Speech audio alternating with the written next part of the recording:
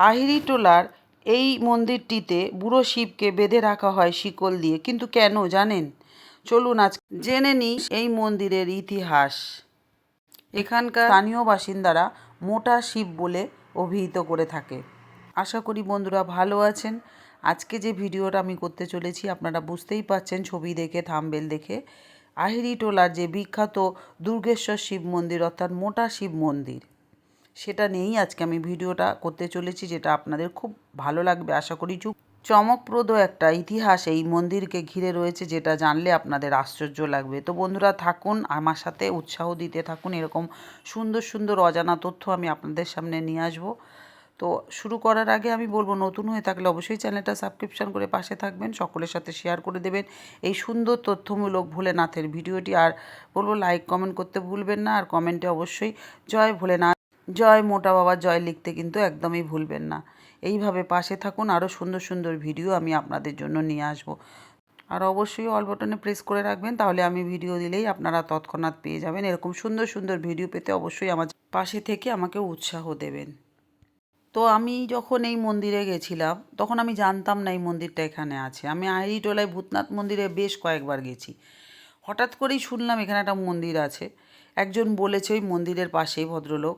এবার বলার সঙ্গে সঙ্গে আমি সেখানে গেছি খুঁজতে খুঁজতে। আমি তো দেখে আশ্চর্য হয়ে গেছি যে এইরকম একটা সুন্দর মন্দির আহিরিটোলায় এইখানে আছে। অনেকেই কিন্তু জানে না, কারণ এটা একটু ভেতরের দিকে। ভূতনাথ মন্দিরটা যেমন ওপেন রোডের ওপরে, এটা কিন্তু একটু ভেতরের দিকে। না জানলে অবশ্যই কেউ বুঝতে পারবেন না যে এইদিকে এরকম একটা সুন্দর মন্দির আছে। আমিও জানতাম না। তো দেখে তো আশ্চর্য, প্রাচীন একটা বাড়ি যেমন থাকে ভাঙাচোরা, ওই রকম বাড়ি, তার মধ্যে এই সুন্দর একটা বটগাছ যেন মনে হচ্ছে বেষ্টিত করে রয়েছে। দেখুন ঝুড়িগুলো ঝুড়ে ঝুড়ে রয়েছে, মানে ঘিরে রেখেছে বট গাছটা মন্দিরটাকে। আমি তো বুঝতেই পারিনি যে এটা একটা সুন্দর মন্দির। তারপরে তো ভোলেনাথকে দেখে অবাক আমি। এই রকম একটা শিবলিঙ্গ রয়েছে এখানে, এত বড়। তারপরে আমি গুগল দেখে ইতিহাসটা জানলাম। আমার খুব ভালো লাগলো যে আমাদের বাড়ির কাছে এরকম একটা সুন্দর প্রাচীন এরকম মন্দির আছে। এইটি একটি রহস্যময় জায়গা, সেটা হলো নিমতলা স্ট্রিট এলাকা, যেখানে 16 নম্বর মোহাম্মদ রমজান লেনে অবস্থিত বহু পুরনো এই বুড়ো শিব মন্দির বা মোটা শিব মন্দির দর্শনার্থীদের কাছে একটি অন্যতম আকর্ষণীয় জায়গা। যারা জানেন তারাই দেখতে পারবেন, না জানলে কিন্তু মিস করে যাবেন। আর এর উচ্চতা প্রায় 50 ফুট, 24 ফুট লম্বা এবং 30 ফুট চওড়া। এই সুবিশাল প্রাচীন ভাঙাচোরা মন্দিরটি বাংলোটা আটচালা মন্দিরের একটি প্রকৃষ্ট উদাহরণ। আপনি দেখলে তাজ্জব হয়ে যাবেন যারা দেখেন না, যারা দেখেছেন জানেন, তবে যারা দেখেননি অবশ্যই দেখে আসবেন। মন্দিরটা অসম্ভব সুন্দর, একটা রহস্যময় ব্যাপার। এই মন্দিরটার পুরো চূড়া থেকে গা পর্যন্ত নেমে এসছে বটের এই ঝুড়ি, যা দেখতে অনেকটা শিবের নিজের জটার মতো। এই মন্দিরটি 227 বছরের পুরনো ভগ্ন প্রায় আটচালা মন্দির সম্পর্কে বেশ কিছু লোককথা আছে, যেটা আমি আজকে এই ভিডিওর মাধ্যমে আপনাদের সাথে শেয়ার করব। আর এই পুরনো মন্দিরটা এখানকার বাসিন্দাদের কাছে এই মন্দিরের শিবলিঙ্গটি সকলের কাছে পরিচিত মোটা শিবলিঙ্গ হিসাবে। শিবলিঙ্গের পাশে লোহা এবং কাঠের সিঁড়ি আছে, যাতে উঠে সকলে বাবার মাথায় জল ঢালে। মানে এতটাই বড় যে ওই সিঁড়ি বেয়ে উঠে জল ঢালতে হয়। সন্ধ্যায় দেখা যায় বাবার অঙ্গরাগ অর্থাৎ ফুলের সাজ, যেটাকে রাজবেশ বলে, সেটি মনোমুগ্ধ করা। প্রায় 50 ফুট উঁচু আটচালা মন্দিরটির ওপরে রয়েছে একটি বটবৃক্ষ, এবং ঝুড়িগুলি মন্দিরকে শিবের জটার মতো আষ্টেপৃষ্ঠে জড়িয়ে রেখেছে।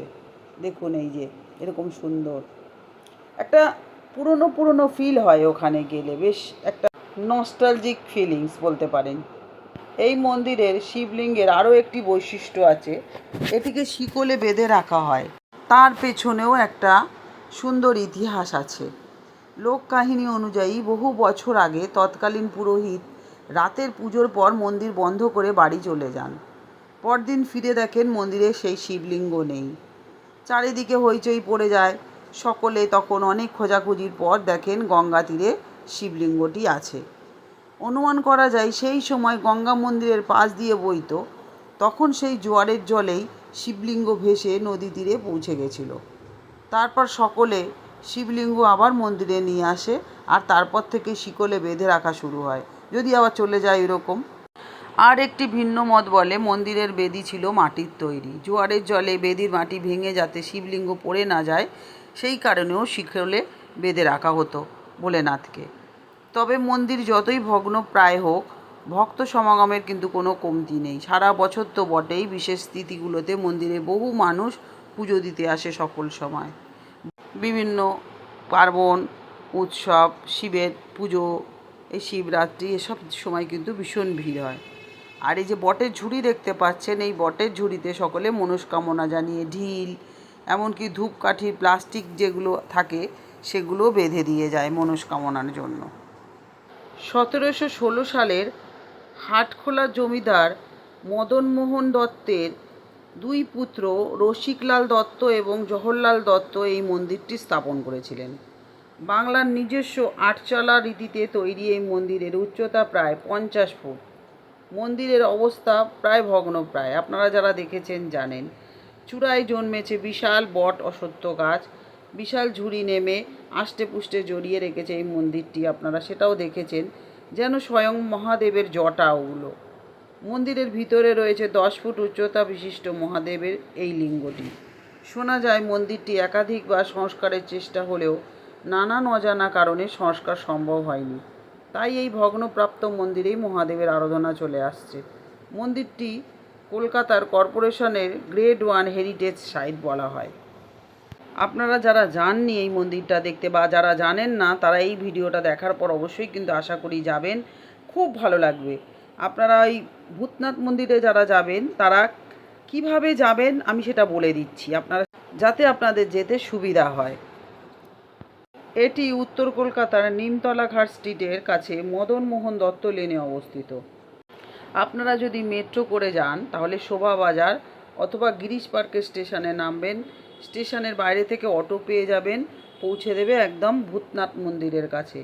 দমদম থেকে চক্র রেলেও আপনারা যেতে পারেন, শোভাবাজার আইরিটোলা স্টেশনে নামবেন, স্টেশন থেকে মন্দিরে পায়ে হেঁটে মিনিট 10 মাত্র। আর প্রতিদিন এখানে মন্দির খোলে, কখন আমি টাইমটা বলে দিচ্ছি, টাইমটা জেনে গেলে আপনাদের সুবিধা হবে। মন্দিরটা খোলে ভোর 5টা থেকে দুপুর 12টা অবধি খোলা থাকে, তারপরে বিকেল 4টে থেকে রাত 9টা পর্যন্ত খোলা থাকে। তার মধ্যে আপনারা যদি যান অবশ্যই মন্দির খোলা পাবেন। এই প্রাচীন মন্দিরটি কলকাতার অন্যতম গুরুত্বপূর্ণ ধর্মীয় এবং ঐতিহাসিক স্থান হিসাবে কিন্তু পরিচিত সকলের কাছে।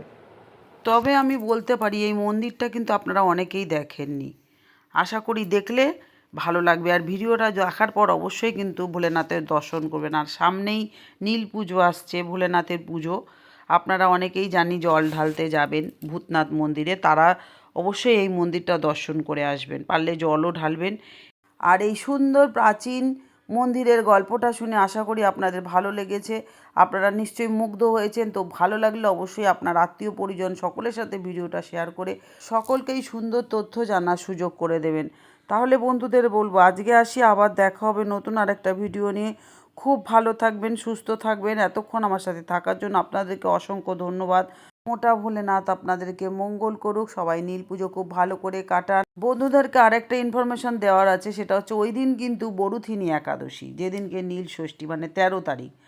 আপনারা যারা একাদশী করবেন, আমি অবশ্যই একাদশী আপনাদেরকে কখন কি লাগছে, তার গুরুত্ব, তাৎপর্য, ব্রতকথা সবটাই শেয়ার করি, আর এবারেও করব। আপনারা একটু চোখ রাখুন আমার চ্যানেলে, এরকম সুন্দর সুন্দর তথ্যমূলক ভিডিও অবশ্যই আপনাদের জন্য আমি নিয়ে আসব। তাহলে আজকে আসি, সবাই ভালো থাকবেন। জয় ভোলেনাথ। ওম ত্রাম্বাকাম যজামহে সুগন্ধিং পুষ্টিবর্ধনম উর্বারুকমিব বন্ধনান মৃত্যুর্মুক্ষীয়মামৃতাৎ।